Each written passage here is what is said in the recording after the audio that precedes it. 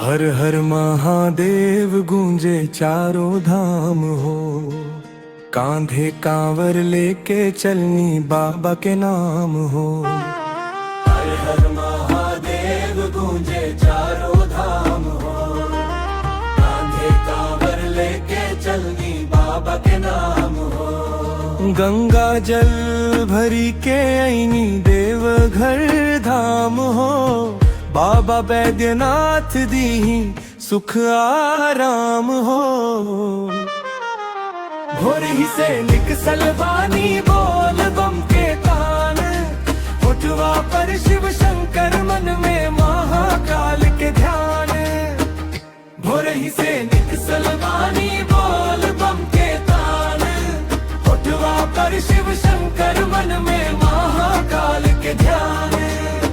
बेल पत्र दूध धतुरा चढ़ई बड़े मान से, भोले बाबा भर दी झोली अपने वरदान से।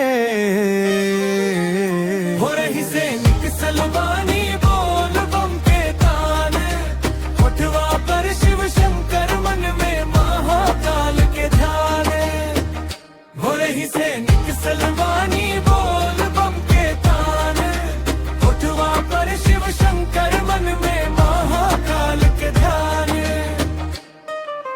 हर हर महादेव बोल बम के शोर, शिव भक्ति में डूबल बा सगरो गाँव शहर।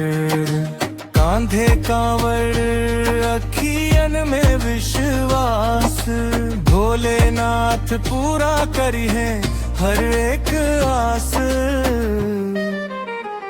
हो रही से निकसल बानी बोल बम के तान, उठवा पर शिव शंकर मन में महाकाल के ध्यान।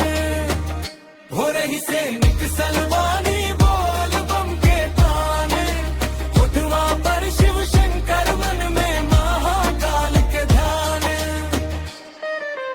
डमरू के गूंज से जग जागे भोर, शिव शंकर के महिमा गावे सब ओर। सावन के बदरिया बरसे अपार, महादेव रखी है भक्तन के लाज हर बार।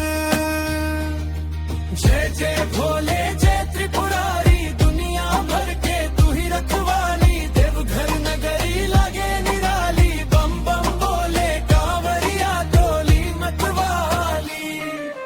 हर हर महादेव बोल बम जय बाबा बैद्यनाथ। सावन में गूंजे शिव के जयकार। हो रही से निकसल बानी बोल बम के तान, उठवा पर शिव शंकर मन में महाकाल के ध्यान। हो रही से निकसल बानी